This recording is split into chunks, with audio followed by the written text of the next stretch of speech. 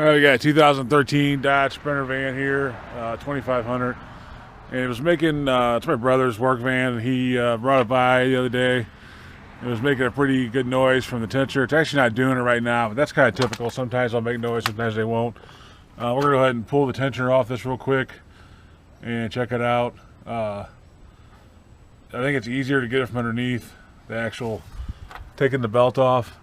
You see it's kind of down there pretty far. So let's get over there and check it out and take this belt off. Alright, so I'm underneath on here on the driver's side. I got a 17 millimeter 12-point socket, and that's on this tensioner right here. It's easier to get from the bottom, I think. Anyway, I'm just gonna put this on and pull it down or towards you, and then you can slip the belt off. I can't hold the camera and do it at the same time, so I'm just gonna set down and we'll pick it back up. But it's 12-point 17 millimeter socket, and pull it down towards you. Now this does have looks like a stretch belt on the front, so luckily we're not going to be taking that off. We're just going to put this belt off to the side to get off the tensioner. Full disclosure, I don't work on these. I just don't work on diesels hardly at all. I don't work on big trucks, so I can't even get them into my garage. So anyway,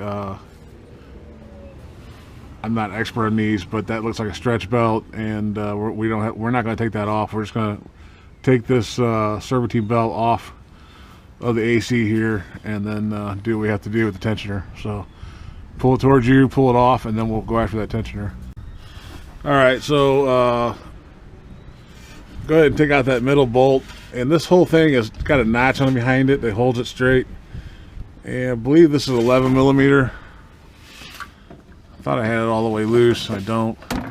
But it's right in the middle of your pulley there, and you're just gonna loosen that, then the whole thing should come down. So again, I gotta set you down because it's too tight of a spot. But you're just going for this bolt here. Of course, this is already halfway out or almost all the way out. I thought it was all the way out, but it's not. But it'll be recessed inside this here. Just feel around for it. Put your socket in, 11 mil, and back it out, and then you can see this whole thing moves. It's got a little notch behind it that it sets in to clock it in the right place, but I'll show that once I get it off. So that's what you're going for right there. All right, so this is what you're going for. It comes out the bottom. Here's that notch I was talking about that clocks it right on the engine so that it stays stable. You got the one bolt that comes out, and it's actually an external Torx bolt, but I used a 12-point 11 millimeter to come out. So we'll set the new one up in there and start bolting it back up. So you're just going to set it back up in there, kind of orient where it was, and then just kind of rotate it until it clicks into that knob on the back. It'll fall into the engine block or wherever it's going, and you can feel it kind of click in. Oops, sorry about that.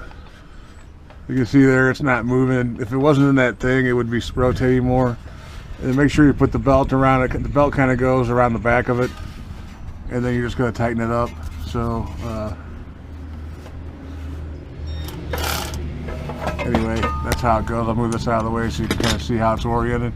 But it's just going to orient back the way you came, and like I said, just move it back and forth, make sure it's clicked in, and then go ahead and tighten that bolt down. Alright, so you're home free if you didn't take the belt all the way off, which I didn't. I just took the belt and put it above the compressor here, and then didn't take it off anywhere else, and I didn't take the stretch belt off, of course. So now the only thing left to do is just go up and test and make sure that everything's quiet on it. Alright, one thing I'll point out, I didn't catch this. Like I said, not a Sprinter expert, but this pin right here comes from the factory, I guess, on these tensioners. And it won't allow the belt to be tight enough once you get it on. You have to pull this pin out of the pair of pliers, and that releases the spring in this tensioner, and that'll allow it to tension this properly. If you don't do that, you can still get the belt on, but it won't be tight, it'll be floppy. And I thought maybe it came loose somewhere else, and it hadn't. So all it is this pin right here. I actually read the instructions, which I never do, you know, typical guy. So anyway, yeah. Once you bolt it up, pull this pin, then put the belt on. That'll make your life a little bit easier. All right, so here's that pin, and it comes out right here. on the bottom of the tensioner, and you can't really move the tensioner too much with this tensioner. You can see I tried moving, I bent it. So anyway, I guess just keeps tension on the spring while it's waiting to be installed, but once you pull that out, then you can pull this down enough to get the belt on. It's tight, so just remember to pull this out. So we'll go start it up, make sure it's good, and then we'll end this out. All right, so it's running. You can hear it's pretty quiet, other than the regular diesel noises, but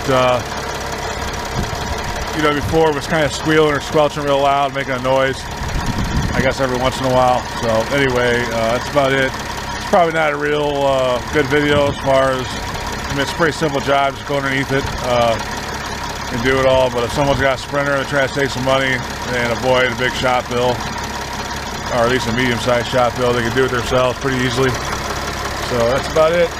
Thanks for watching. As always, God bless.